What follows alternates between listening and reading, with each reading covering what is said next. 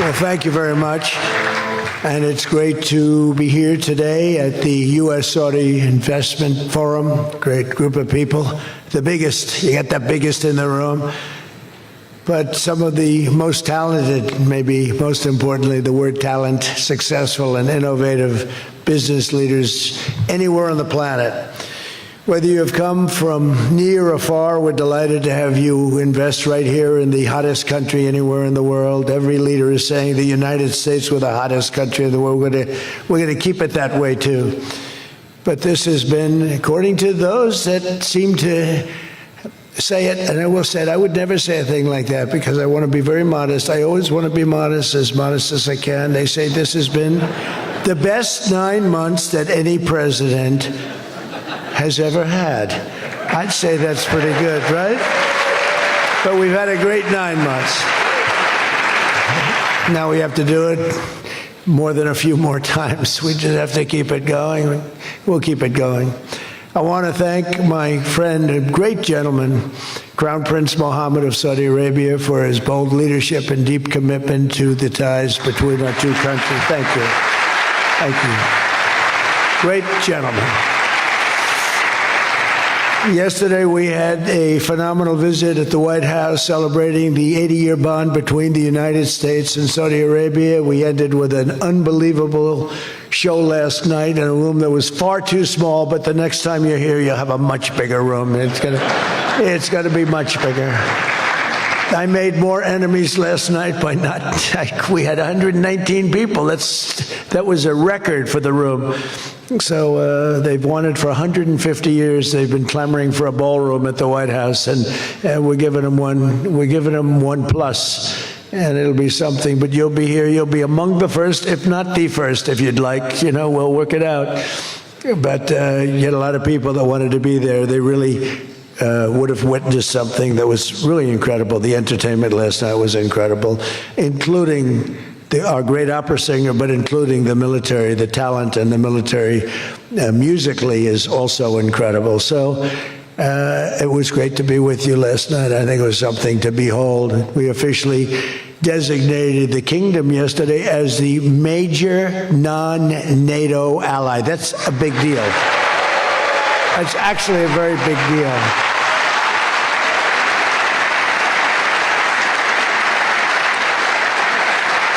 Great honor. That happens seldom, very seldom, if at all. So I just want to congratulate you on that. That's a sign of trust.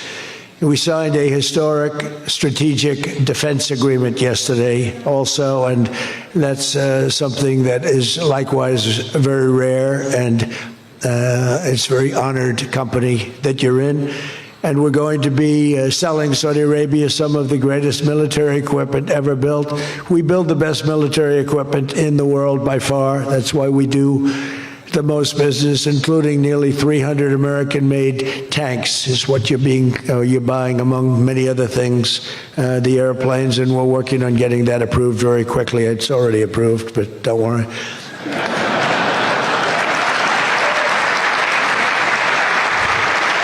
We have to go through a process. The process will take, Elon knows, the process will take about, would you say 24 hours? I think so. You're in good shape, very good shape. The partnership between our two nations is among the most consequential in the entire world, and together the Crown Prince and I are making an alliance stronger and more powerful than it's ever been before. We've had good relationships and frankly not good. You didn't have a good relationship with Barack Hussein Obama. You didn't have a good relationship with Sleepy Joe Biden. But you had a great relationship with me, and now it's as good as it was, and probably even better if you think about it, because we took the dark cloud away from your country. It was called Iran and its nuclear capability, and we obliterated that very quickly and strongly and powerfully. But that was a real cloud over the whole Middle East, and now they want to make a deal. They want to make a deal. They want to see if they can work out a deal with us, and we'll be doing that probably. But that was a terrible cloud that you had to live with for a long time.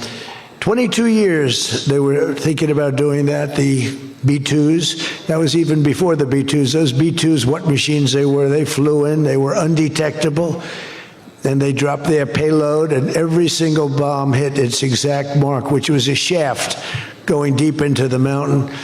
And every single one of them hit, and it was total obliteration. And then I was criticized by some of the fake news for saying the word obliteration was too strong, perhaps. They had no idea. Nobody saw it. 3 days later, when the Atomic Energy Commission went, they said it was total obliteration, beyond obliteration, they said.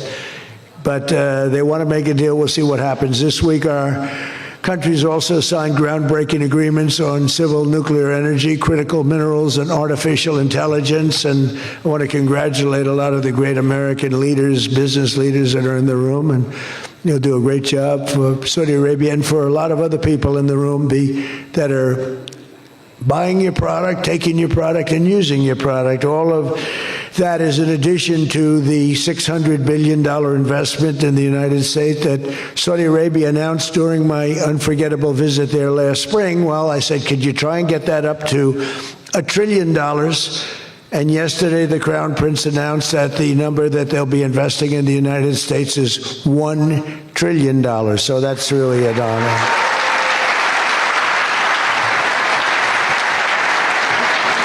And we just took a picture backstage with some of the great business leaders and some of the great people, friends of mine from your country, and beautiful picture. And while we were taking the picture, I said, could you make it 1.5 trillion? So he's got something to think about. I don't know. We'll get something. I think we'll get something, Scott, right? But many of you in the room are playing a key role in making these projects happen, and we're told that $270 billion in agreements and sales are being signed between dozens of companies, and that's just happening today, $270 billion. That's big stuff. So on behalf of the thousands of American workers who I care about most, I want to thank you for bringing all those jobs and all those great opportunities to America and bringing great wealth to America. We've become a very wealthy country. We have a couple of little things. We're waiting for a decision. We hope that's going to be good, but if it's not, we always find ways, we find ways, but we've done things that nobody thought were possible, and we're taking in trillions and trillions of dollars. Tariffs have been, frankly, the best thing that's ever happened to our country. They've always been used against us, and we never had people that were smart enough to use them in the opposite direction. But now you do, and we have taken in trillions of dollars, and it's been absolutely amazing. We're going to be doing a dividend to the people, low and middle income, moderate income people, of at least $2,000. In addition to that, we'll be paying down debt very substantially. It's the kind of money we're taking in. And really, countries that took advantage of us are no longer taking advantage of us. Friends, some of our friends treated us far worse than our enemies on trade anyway, and we've got that all straightened out. And everybody's happy. They respect us again. It's like one of those things. I think they like us better, and they actually respect us, and it works out much better for us, too. But I especially want to thank our numerous Saudi friends here today, including the ambassador to the United States, a friend of mine, Princess Rima. Thank you very much. Great job. Great representative you have. You sent a good representative. And many distinguished ministers and members of the cabinet, governor of the Public Investment Fund. Where's Yasser? Yasser's here someplace. Sometimes I see him dressed both ways. I don't know. It's cooler that way. I'd dress that way if I could. Yasser's terrific. He's a terrific man, actually. So thank you very much, Yasser. And Secretary Scott Bessent, who's been fantastic. Where's Scott? We're thinking about him for the Fed, but he wants no part of it. He likes being Secretary of the Treasury. I think we'll leave him. So let's cross your name off, right? Officially, right? Remember, you said that. I love the Fed job. To me, it's the easiest job in the world. You play golf for 28, 29 days, then you go and make a little speech, tell everybody, in the case of the current guy, the wrong information because he has no clue. But if you have good instincts, it's all based on instincts. I see they want to hire 3,000 economists, 3,000, to report to the Fed chairman. What are they going to do? Take all this information? 3,000 economists. That's why they're spending $4 billion on renovating a building that should have cost $25 million to do. They should have spent $25 million. They're building a basement into the Potomac River. I could have told them that's very tough to do and it doesn't work and it's very expensive. But they're up to $4 billion headed by this clown. But we have 3,000, think of it. They want to hire 3,000 economists. So they took a poll and they interviewed 71 people. And of the 71 people, 2 people got it right. 2 people. One was a great economist whose name I won't tell you because I don't like him personally, but he is good. And the other one that got it the most right was a man named President Donald J. Trump. Do you believe it? Everyone else was wrong. And I didn't have an economist. Well, I had Scott. But we got it right, didn't we? Huh? We got everything right. Doug Burgum, where's Doug? Will you please drill a little bit faster? Between him and I'll tell you, you and Chris was great on television, and he's setting records. They're setting records, but I'll never be satisfied. Drill, we got elected. Drill we must, I called it. Drill, baby, drill.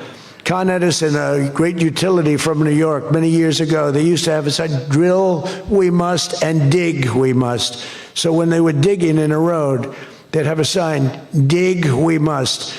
Well, now we're putting those utilities to shame because I'm allowing all of those AI plants that are being built to build their own electric generating force, and they're building them like nobody's ever seen, and they're coming up with ideas and new contraptions like nobody's ever seen.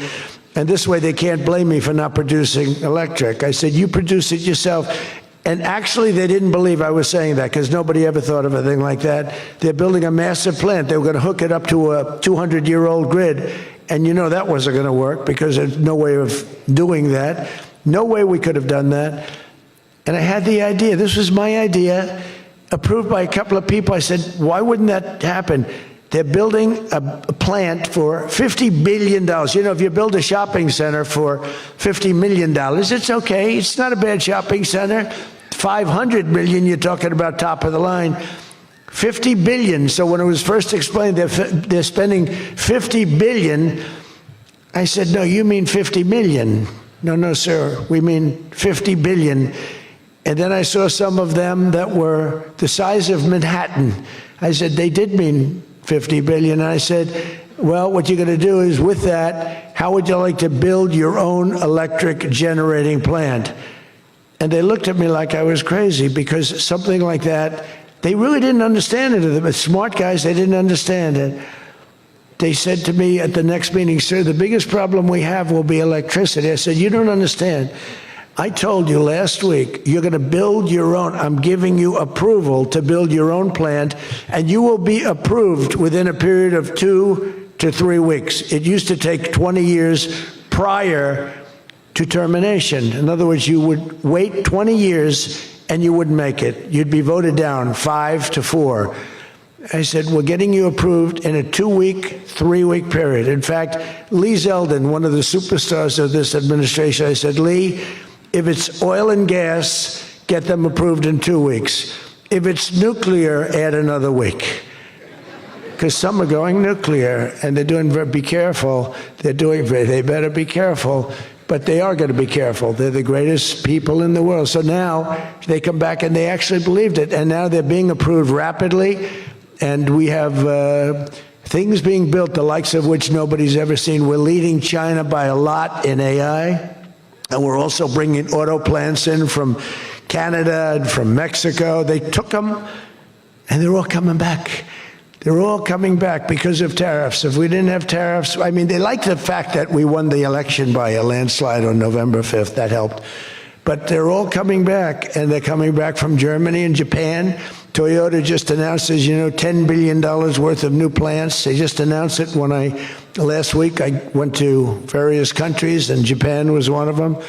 And Toyota's coming in with a $10 billion investment in 4 or 5 plants. Now, we're going to be more advanced than we were. So we led the car industry like 100% 50 years ago. We led the chip industry 30, 40 years ago. We had 100%. Then people came in and started taking it. I don't blame them, Taiwan, et cetera. They took 100% because we had no president that protected our industry. If we would have said, it's wonderful that you're going to Taiwan, we think it's great, but when you sell your product back into this country, there will be a 250% tariff. Nobody would have left. Nobody would have left. And Intel would have been a giant. Intel would have been, where's Jensen? Intel would have blown, well, he now owns a big chunk of Intel. He's got it figured all different ways. Where are you, Jensen? Stand up. You have done such a good job. And you had a good 2 days, I understand, right? A good 2 days. How's Blackwell doing, okay? Any recent competitors? Anybody going to blow Blackwell away in the next week? They say 10 years. I don't know, maybe 2 years, 3 years. But you will not be stopping there. You'll be going further fast, right? An amazing job you've done.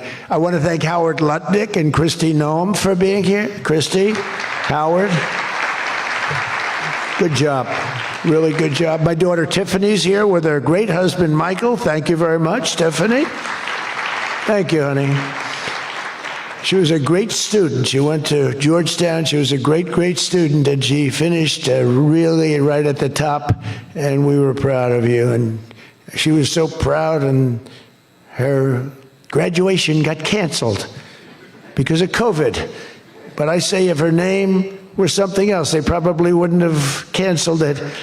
They didn't like that she did so well in school. They weren't happy about it. I say they canceled your graduation because you were a great student, and they didn't want, but other than that, I have no problems. You see, I don't take anything personally.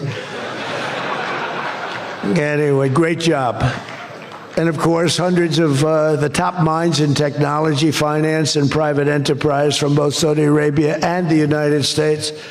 But my message to all of the leaders and investors with us today, and they are the best in the world, is very simple. Under the Trump administration, America is back and America is open for business, and America is actually stronger than it's ever been before, ever. We rebuilt the military in my first term. Foolishly, we gave a little bit to Afghanistan, but not very much compared to what we built. But now we're building it at levels that we've never done before. And in addition to that, we're sending a lot out to our allies, and we're making it possible for them to get it. I want those companies to build more plants, to build it faster. We want them to build it faster. The biggest problem we have is we have a backlog because it's so good. Every country wants our missiles, our jets. They want everything we have, and we got to go faster. We just have a new plane, the F-47. It won a very strong competition. It's the newest, and that was won by Boeing. Boeing is doing, by the way, Boeing is doing an amazing job of coming back. Kelly is doing a great job. They're really moving, and it's really great to see. But they won the competition for the jet fighter, and they say it reaches levels that has never been reached, both in terms of stealth and speed and everything else that they go by. So they're just completing their factory, and they've already started work on the F-47. How did that number get chosen? I don't know, but I didn't pick it. I did not pick it. It was said, sir, we'd like to present you with the F-47. I said, that's an unusual number. How did you pick that number? After 4 years of economic nightmares under the previous regime, Sleepy Joe Biden, he's a sleepy guy, wasn't he? Think he would have been here today? I don't think so. Americans have rejected the failed, and they were really failed, far left models that you were looking at of high taxes and massive spending, soaring costs, crushing regulations, and trillions of dollars in green new scams. Everything was a new scam, green, green, green. Look, I'm all for the environmental everything. I'm all for climate change. You know, they have a new word, climate change. It used to be global warming. It's global warming. Well, that didn't work because it started coming down. They did the global cooling thing. Then they just said, we can't keep up with this. It's too much. So we'll go perfect words. Climate change. They're covered. If it rains, if it snows, if it's warm, it's climate change is destroying the world. Remember? The world was supposed to have been gone 2 years ago. They gave us 12 years, Howard, to live, right? 12 years. But that was 14 years ago. The world was going to burn up, but it got actually much cooler. These people, it's a little conspiracy out there. We have to investigate them immediately. They probably are being investigated. Their policies punished success, rewarded failure, and produced disaster, including the worst inflation in our country's history. We had the worst inflation in history, and now we have a beautiful normal inflation. It's going to come down over the next few months a little bit more, but we have a nice normal inflation. We had the highest inflation in the history of our country. 9 months ago, our country was dead. But now America is the hottest country anywhere in the world. We're the hottest country. I don't care what country you're with. America is the hottest country considered. And we did this in a period of 9 months.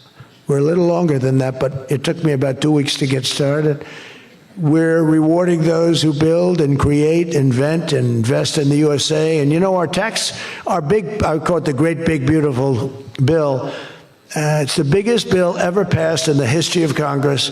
And Scott and I and all of us, we sat down and we said, let's do it, along with the Speaker and John Thune and everybody, said, let's do it all in one bill. And a lot of people were they said, you'll never get it approved. And we didn't have a huge majority. We had a huge presidential win. We won everything. We won all 7 swing states. We won the popular vote by millions. We won everything.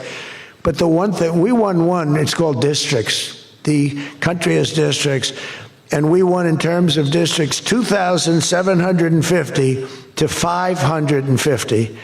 And that's the most, that's why when you see the map of the election, it's the whole country, it's all red, and it's pretty amazing. 2 little blue streaks on the right and on the left, and they're very little and getting smaller. But it's been, it's been pretty amazing. But in 4 long years, Joe Biden secured less than $1 trillion. In 9 short months, I've secured $18 trillion to rebuild our factories, create hundreds of thousands of jobs, and bring back those beautiful words, made in America. So think of that. He did less than $1 trillion in 4 years, and in 9 months, we've done more than $18 trillion, okay? That's called success. And we think that by the end of the first year, it'll be over $20 trillion. So, and thank you very much. You helped with that little boost you gave us, that little increase. We appreciate it so much. We appreciate you. So it's just one example. Under the deals being signed this week, workers at GE Aerospace, I think he's here. Where is he? Stand up. What a job you've done with your new engines. And where are you? You're there. It's not a very good location for you. I thought you have been amazing. Great new engine that's supposed to be more efficient, more powerful, and less costly. That's not a bad combination. But GE Aerospace will soon be delivering dozens of new airplane engines for 787 Dreamliners in Saudi Arabia's commercial fleet. Big order. It was a big order just secured. Every new job and every new factory created by these announcements builds up our middle class and really strengthens the industrial backbone of America. And, I view it differently. I used to view it as it's great, great, great. The stock goes up. I view it, everything is jobs now, because I don't care. I care about jobs. And we have more jobs. It was just announced. We have more jobs right now than we've ever had in the history of our country. Those are big numbers. It's like crazy. It's just a great stat. More jobs today than we've ever had in the history of our country. And we're going to be producing a lot more coming. In my first term, we built the greatest economy in the history of the world, and now we're do it again. But this is really bigger and better and stronger. The first term, we had what was considered the best economy that any president has ever had. That's nice. And we got hit with COVID, remember? And we did a great job with COVID, but that was a horrible thing for the whole world. The whole world suffered. Your country suffered. Everybody suffered. And despite that, we had the greatest economy. And before that, forget it. We blew it off the charts. I'll never forget, I met with pollsters the day before I got the news about COVID, but I met with two pollsters because we were starting to think about the next election. They said, sir, if George Washington and Abraham Lincoln came back from the dead and they aligned and they went for the president, vice president as a combination, you'd be beating them by 25 points. And then the next day I was told that something strange is happening.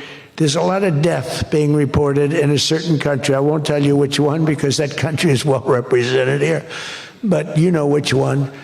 And thousands and thousands of people are dying.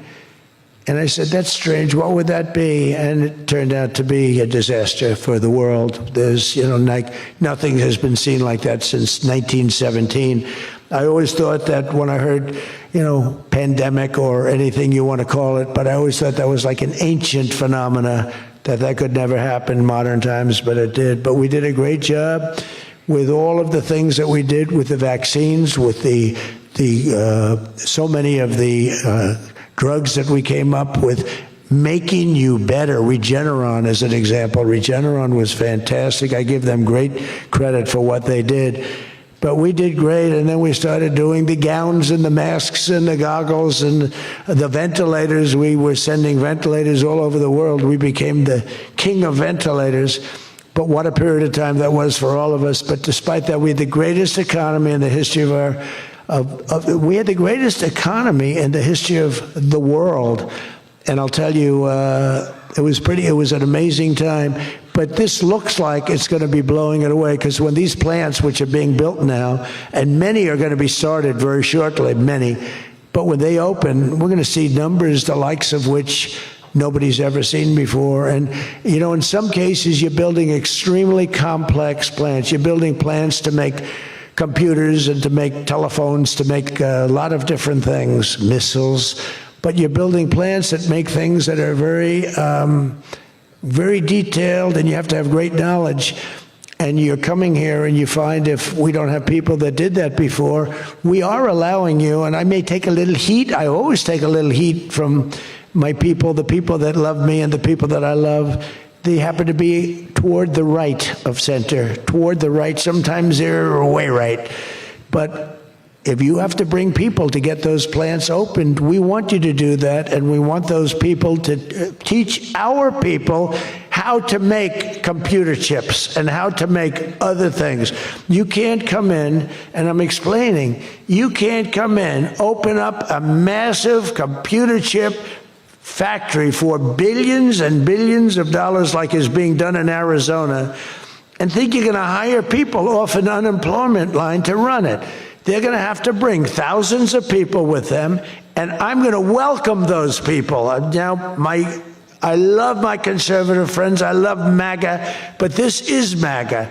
And those people are going to teach our people how to make computer chips, and in a short period of time, our people are going to be doing great, and those people can go home where they probably always want to be. When people are born someplace, they tend to want to go, and we have the greatest country in the world, but they want to go. But they're going to do. We had one case in Georgia where a battery factory, batteries are very dangerous to make. They're complex, much more complex than people understand.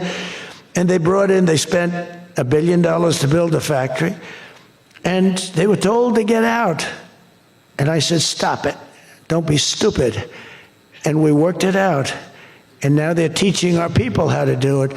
But they're going to have to spend, Jensen, I don't think you can open up a big plant with your friend from Taiwan where we're going to have 40 or 50% of the computer chip business I don't think you can do that with people that don't even know what a chip looks like. Do you agree with that? So somehow, the people that are against this are really, really smart. They're unbelievable patriots, but they just don't understand. Our people have to be taught. This is something they've never done. And we're not going to be successful if we don't allow people that invest billions of dollars in plant and equipment to bring a lot of their people from their country to get that plant open, operating, and working. I'm sorry. So my poll numbers just went down, but with smart people, they've gone way up. They've gone way up.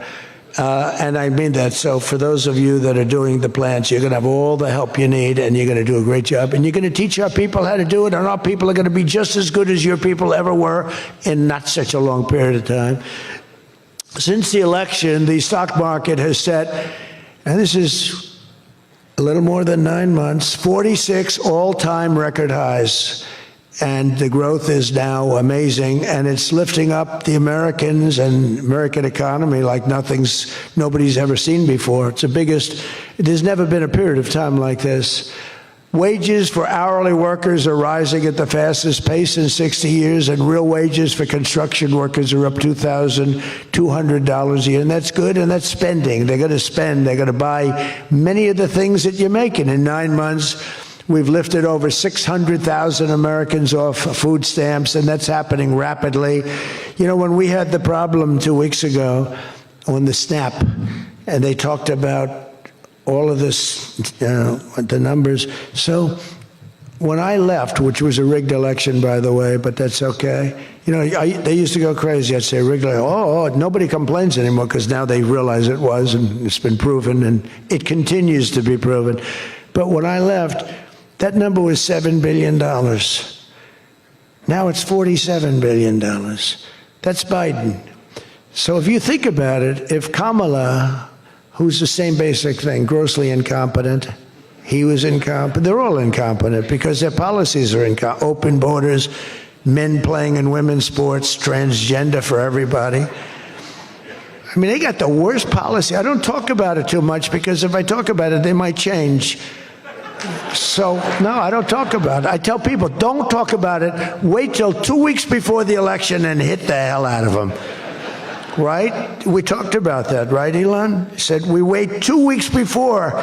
It's almost like you're at a war. Don't shoot yet. Don't shoot. Hold your fire. The enemy's rushing. Hold your fire. Don't shoot. Okay, now you can go. 2 weeks before. But I watched a guy the other day, a congressman, fighting for men playing in women's sports. And the new weightlifting record for a certain weight was just set. The man was 119 pounds higher than a woman champion who was a phenomenal champion. Beat her by 119, and he was an average lifter prior to transitioning. A lot of the Saudis are sitting here saying, what the hell is he talking about transition? They don't do, Yasser, they don't do a lot of transitioning. They're sitting here, the Saudis are saying, what is he talking about? They're saying, what do you mean women are playing against men? No, that doesn't happen, does it? Yeah, it does. These people are crazy. 1.9 million more American-born workers are employed today. Think of that, than when I took office. So we picked up almost 2 million workers, and more Americans are now working, as I said, than at any time in the history of our country. Under Biden, 1 out of every 4 new jobs went to increase the size of the federal government. So in other words, 1 out of 4 was a federal worker. Well, I love our federal workers, but that's not the way you can build a country. It's a short road to a disaster. Under my administration, 100%, think of that, of all new jobs created came out of the private sector. In fact, the federal government, we cut thousands and hundreds of thousands of jobs out of the federal government. Now, if I wanted to do something for purely political reasons, I'd say, Susie, let's hire a couple of million federal workers. And you know what happened? Unemployment is unbelievable. We don't do that. They did that. They used to hire workers in order to fudge up the numbers. The federal workers. By the way, Susie Wiles, most powerful woman anywhere in the world by the biggest, most important magazine. Susie Wiles, she had her father, Pat Summerall, the great announcer, football. He was a great football player, became an even greater, the voice of the NFL, and he was supposed to be a tough cookie, and I believe it 100%. Most powerful woman in the world. She can take out a country, take out a country with 1 phone call. That's power. I don't know if I could do that, but she could. Thank you, Susie. Do you feel good about the job you're doing? Huh? She's never going to be satisfied. She's doing a great job. We're also making incredible strides to make America affordable again. That's a new word that they're using. Affordability, they talk. They had the worst inflation in history. They had the highest prices in history. The country was going to hell. The only thing that we're going up in is our stock market, okay? The only price that we really have, I mean, we're bringing prices down, but they came up with a new word, affordability. And they look at we were all about affordability, and everyone assumes that that meant that, no, their prices were high. If you look at the numbers, since I took office, core inflation is now below 2.7%. It was at numbers that nobody had ever seen before with them. Walmart just announced that the cost of their standard Thanksgiving meal is reduced by 25% this year from last year. So they make, look, the Democrats, I don't know, some of you are probably liberal Democrats. I don't know about in your country. I don't know if you know that word, liberal. The word liberal doesn't exist. But they have a new word now. You can't use liberal, you have to use the word progressive. And I don't like using it. It's a beautiful word, progressive. Progressive, that's not them. They're regressive. No, they're regressive. Think of it. So if I don't get in, we have $20 trillion. Let's say she gets in. Instead of $20 trillion, you'd lose $10 trillion, and your welfare and other benefits would go up by 30%. Look at SNAP. Look at what happened there. From 7 million to 47. From 7 billion to 47 billion, it would be that. So we would lose business, countries and companies and people would flee our country. They would flee, and all of the other things would go up. In other words, would end up with a shell of a country, and I'm being nice when I use the word shell. This country would have been in big trouble, and I don't want to get him in trouble, but that gentleman right there, the most respected man in the room, that's today because we're here. Most respected man, I have to say that. Don't worry, when I'm with other countries and the leaders sitting there, I say the same about them. Don't worry. Don't get carried away. No, the most respected, one of the great leaders, he told me when I was in his country, he said, and I use it all the time. Sometimes I refer to him because I have great respect for him. I figure it sells better. But he said exactly these words. He said, it's amazing what you've done. 1 year ago, your country was dead, and now you've got the hottest country in the world. You were the first one that said that. And I've used your name hundreds of times. I use your name, I say, that king of Saudi Arabia said. But anyway, but it's true.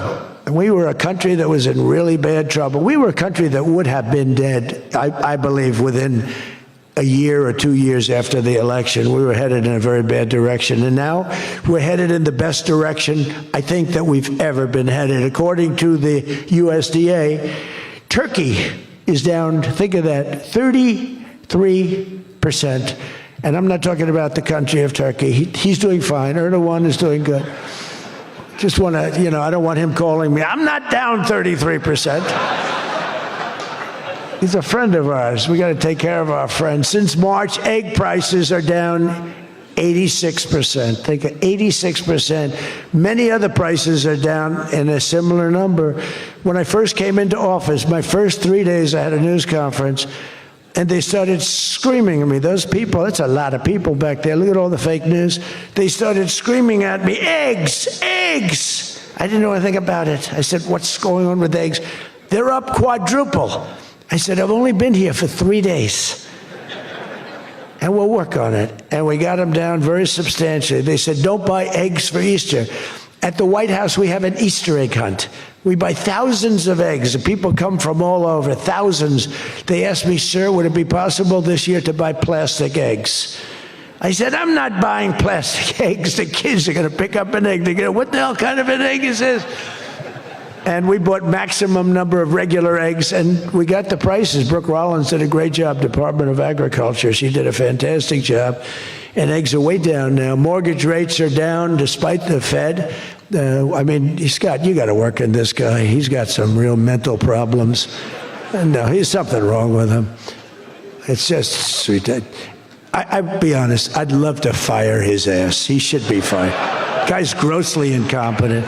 And he should be sued for spending $4 billion to build a little building. I'm building a ballroom that's going to cost a tiny fraction of that, and it's bigger than the whole thing put together. You got to work on him, Scott. The only thing Scott's blowing it on is the Fed.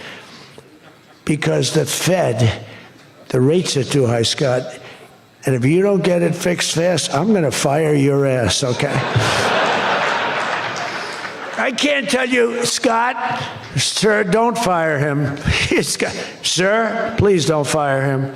He's got 3 months to go. Don't fire him. I want to get him out, Scott. Please. He's the voice of reason. You're very lucky you have him, I'll tell you that. Done a good job. I think Howard's a little bit more for firing him. Right, Howard? I think Howard would say, get him the hell out of there.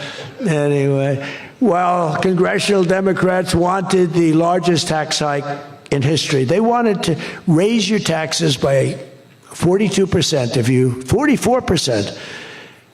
I proudly gave you the largest tax cuts in American history. Don't forget, the great big beautiful bill doesn't kick in until January 1st. So all these numbers that you're reading about, all these great numbers, that's without the tax cuts.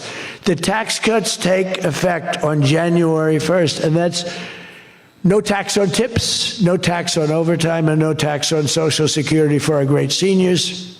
Even people that go buy a car, they've never had this. You know, middle-income people don't know what the word deduction is.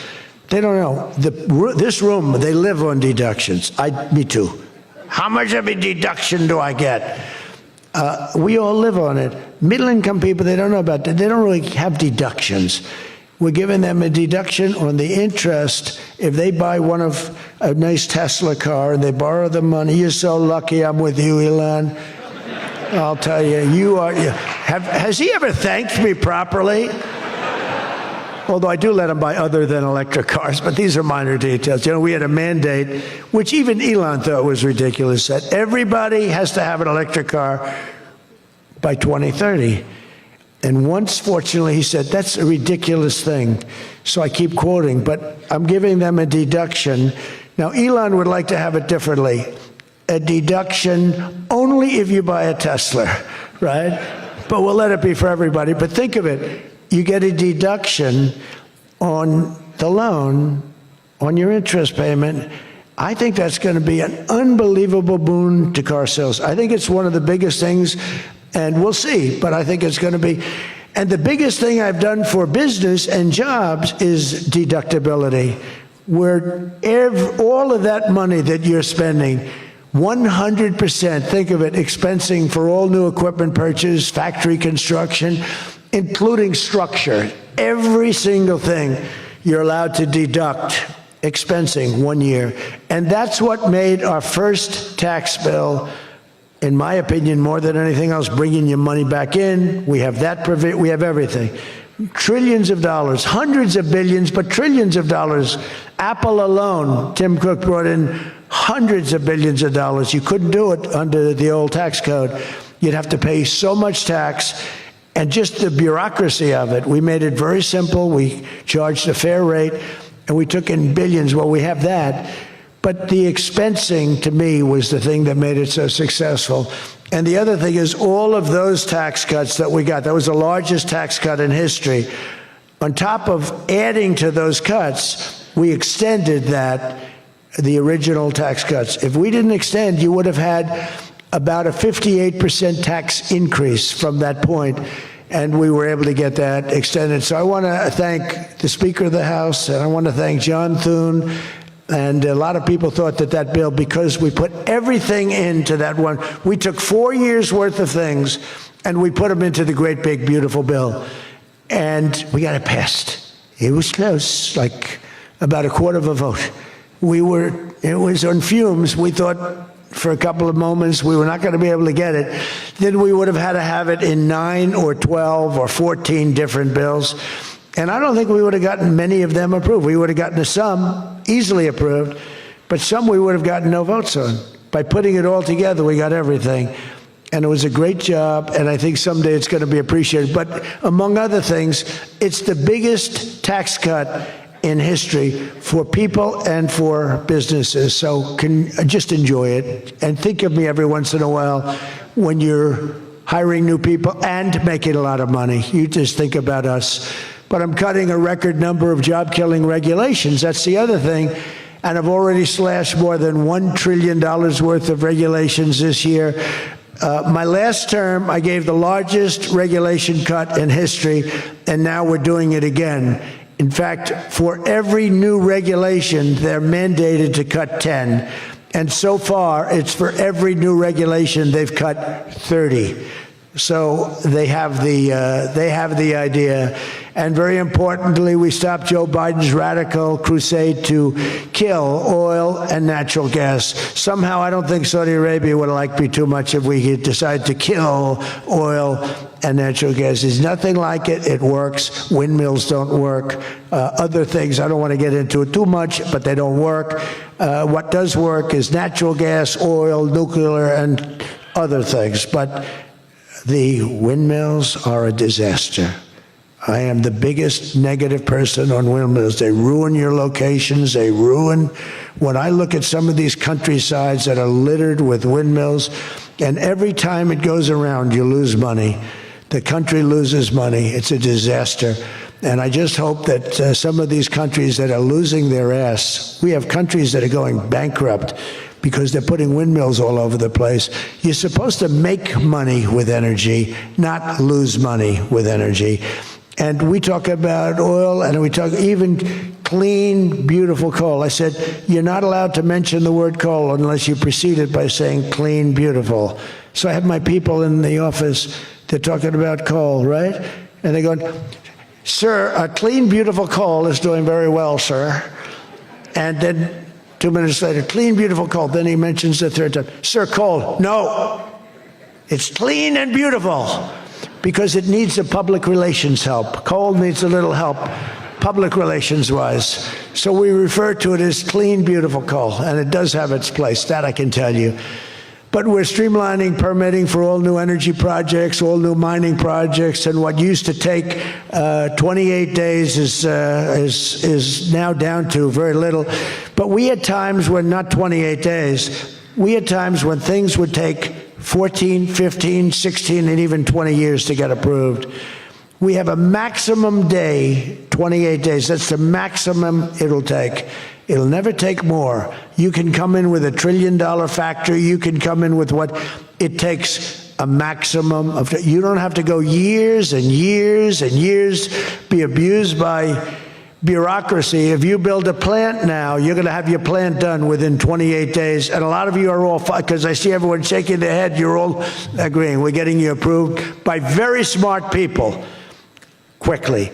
You know, when you used to walk in with plans done by the best engineers in the world, thousands of pages, and drop them on some guy who's been there for 28 years approving environmental impact statements, and he's looking at pages that he's never seen, and he's supposed to approve it. He has no idea what the hell is in those pages. So we know what we're doing. We're going to get maximum is 28 days. That's why we have so much under construction, and people can't believe it. They can't believe it. And again, remember what I said, most important thing, you're building your own electric plant. You're really becoming a utility in addition to doing what you're doing. But you're building all of the excess, all of that energy, all of that electricity is being built. And your excess electricity, you can sell back to the federal grid. So we even make it there. Under the deals being signed this week, the world's two leading energy superpowers, America and Saudi Arabia, are partnering on energy like we've never partnered before. American Saudi companies represented here today are joining on liquefied natural gas, infrastructure, constructions, and making both of our energy sections, our sectors are becoming so strong. Just a quick story, in Louisiana, when I first time I got there were two massive LNG plants. One was under review for 14 years and was being rejected. The other one was for 18 years. The people of Louisiana, Doug, you know exactly what I'm talking about. And one was $20 billion, one was $24 billion, like the biggest things, like 3 Empire State Buildings lying on its side. It was massive. And I said, whatever happened with those plans? Well, sir, they're under review. How long has it been? 14 years and 17 years. And they had given up. Massive investments were being made by other countries and the richest people. They couldn't get them approved. I got myself involved. Right, Doug? The first one, I got approved in 1 day. The second one, I got a little cocky. I took my time. It took me 1 week. And they're both operating today, and they're tremendously successful. I got one. Think of it. After 14 years, I was in office. I got involved. I got it done in 1 day.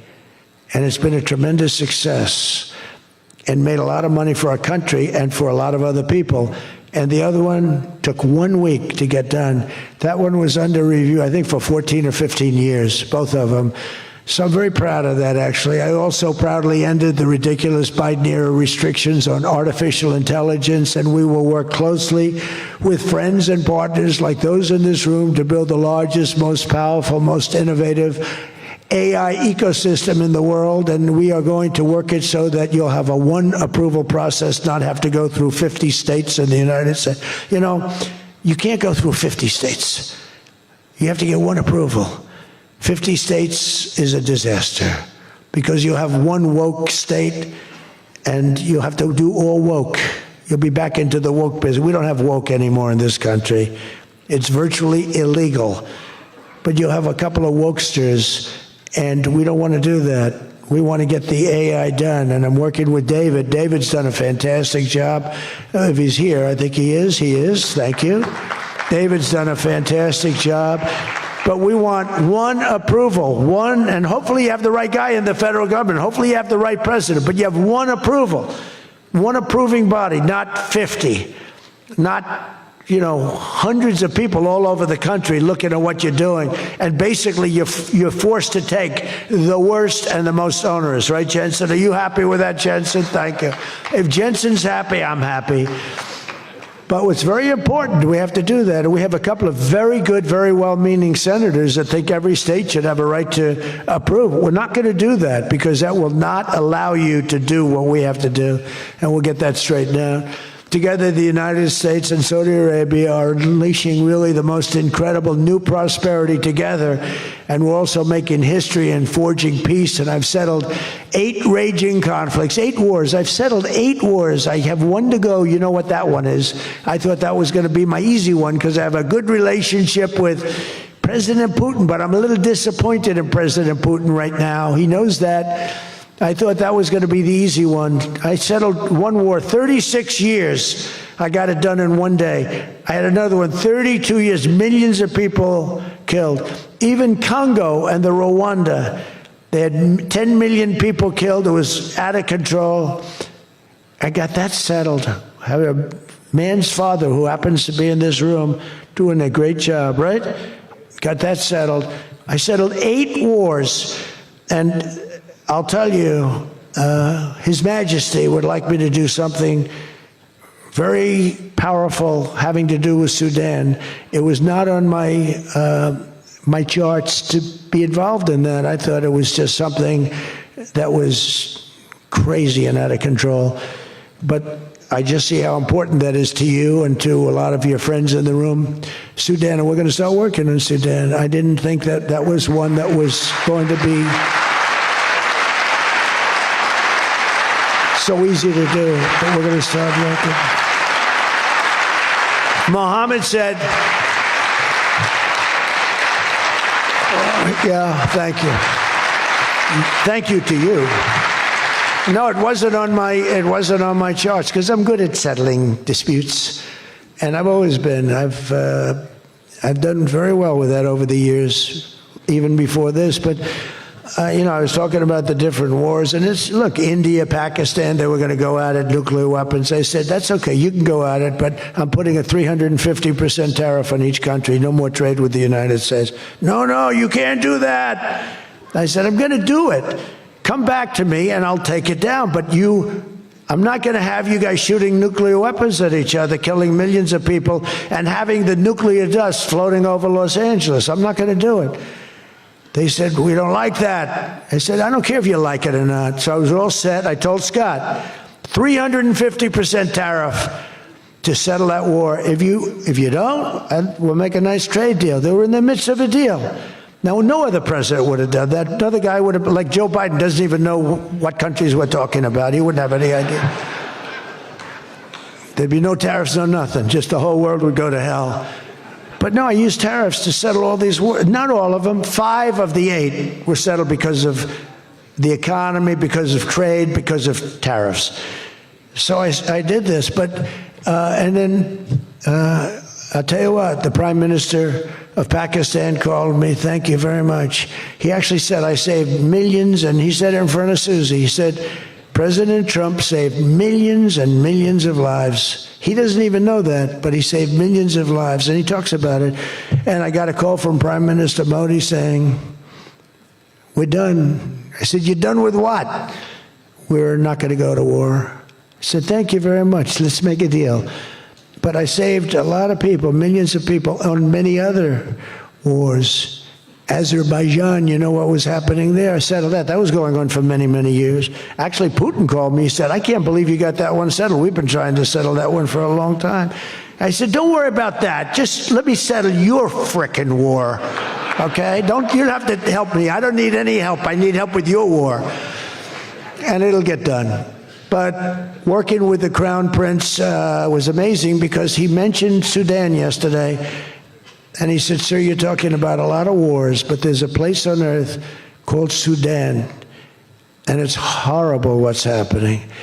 And I viewed it as being just sort of a freelance, no government, no this, no that. And he explained the whole culture and the whole history, and it was very interesting to hear.